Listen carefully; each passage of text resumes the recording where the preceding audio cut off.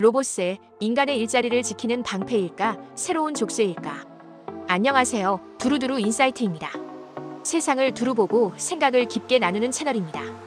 오늘은 최근 다시 뜨거운 논쟁이 되고 있는 주제, 로봇세 로바트 텍스, 그 이야기를 나눠보려 합니다.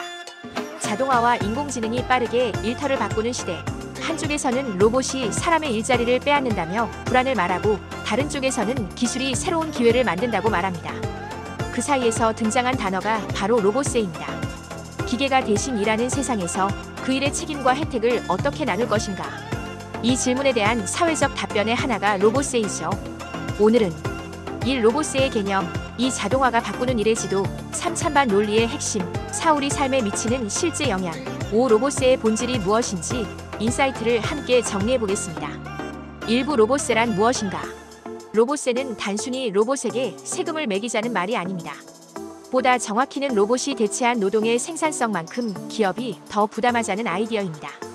이 개념은 약 10년 전 마이크로소프트 창업자 빌 게이츠의 한 인터뷰에서 본격적으로 세상에 알려졌습니다. 그는 이렇게 말했습니다. 만약 로봇이 인간의 일을 대신한다면 그 로봇이 벌어들이는 만큼의 세금을 내야 하지 않겠는가? 그의 주장은 단순했습니다. 기계가 인간의 자리를 대신하면 세수는 줄어들고 그 세수로 운영되던 복지교육 안전망이 무너질 수 있다. 그렇다면 그 공백을 메워야 한다는 논리였습니다. 로봇세의 목적은 기술 발전을 막기 위함이 아니라 사회적 균형을 회복하기 위함입니다. 기술이 빠르게 앞서가는 만큼 사회의 안전망도 함께 업그레이드 되어야 한다는 것이죠. 2부 자동화가 바꾸는 일의 지도. 그렇다면 자동화는 실제로 얼마나 빠르게 우리의 일을 바꾸고 있을까요? 맥킨지 보고서에 따르면 2030년까지 전 세계 노동시간의 2530%가 자동화될 수 있다고 합니다. 한국의 경우 제조업과 물류, 그리고 행정 사무 분야가 가장 빠르게 변하고 있습니다. 특히 코로나19 이후 자동화는 선택이 아닌 생존이 되었습니다. 사람이 일하기 힘든 환경에서 로봇은 공급망을 지탱했고, 그 경험이 기업의 판단을 바꿔놓았습니다. 이제 자동화는 단순 반복 업무를 넘어서 AI 분석, 고객 응대, 심지어 콘텐츠 제작까지 확장되고 있습니다. 물론 모든 일이 사라지는 것은 아닙니다. 새로운 일자리도 함께 생깁니다. 하지만 문제는 그 전환기입니다. 기술이 만드는 일보다 사라지는 일이 더 빠를 때 사회는 준비되지 않은 사람들을 위해 어떤 역할을 해야 할까요? 로봇세 논의는 바로 그 전환기의 불균형에서 출발합니다. 3부 찬반 핵심 논거 3가지. 로봇세에 대한 찬성과 반대는 모두 그럴 만한 이유가 있습니다. 각자의 논리를 3가지로 나눠볼 수 있습니다. 찬성 측 논리. 첫째, 전환기 안전망 확보입니다. 로봇세는 자동화로 생긴 생산성의 일부를 사회에 환원해 실직자 교육, 재훈련, 사회복지에 쓰자는 취지입니다. 둘째, 공정한 분담입니다. 로봇이 인간의 노동을 대체하면서 기업의 이익이 커진다면 그만큼 사회적 책임도 커져야 한다는 주장입니다. 셋째, 교육복지 재원 마련입니다. 기술이 일자리를 바꾸는 속도를 사회가 따라가려면 재정적 기반이 필요하다는 현실적 이유가 있습니다. 반대측 논리. 하지만 반대 의견도 만만치 않습니다. 첫째, 혁신 저해 우려입니다. 로봇세가 도입되면 자동화 투자를 꺼리고 이는 곧 경쟁력 하락으로 이어질 수 있습니다. 둘째, 과세 기준의 모호성입니다.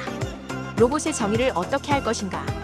기계팔, 인공지능, 자동화 알고리즘, 경계가 불분명하면 행정적 혼란이 커질 수 있습니다. 셋째, 글로벌 역차별 문제입니다.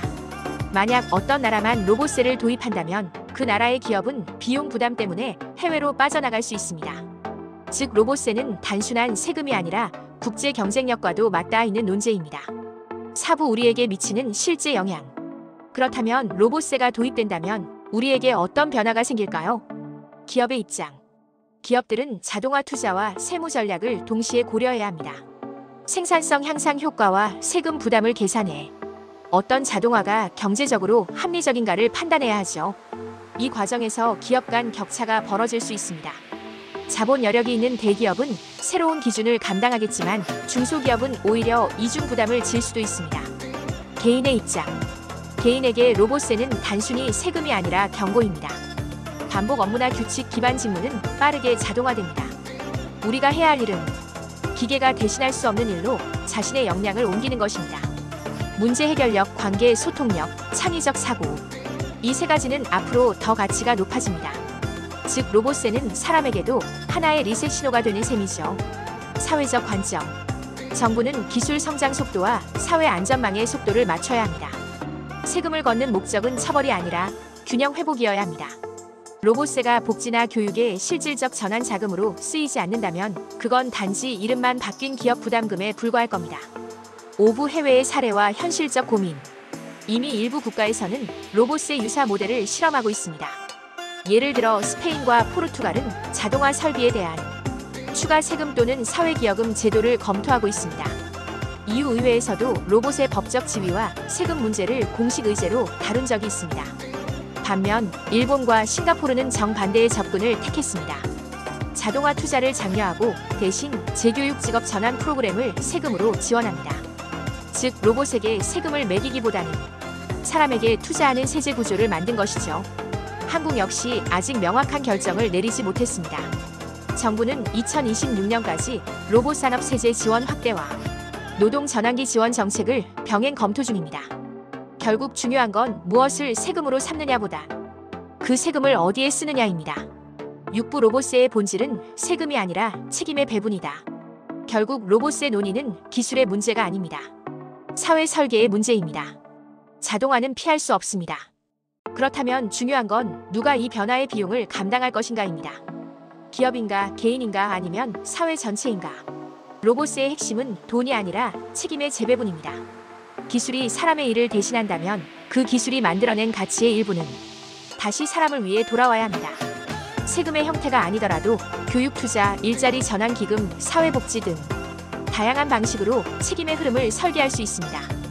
궁극적으로 로봇세는 사회가 기술을 대하는 철학의 시험대입니다.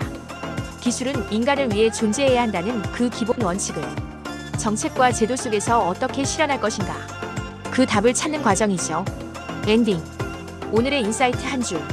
로봇세의 본질은 세금이 아니라 책임의 배분이다. 기술은 언제나 우리보다 앞서 달립니다.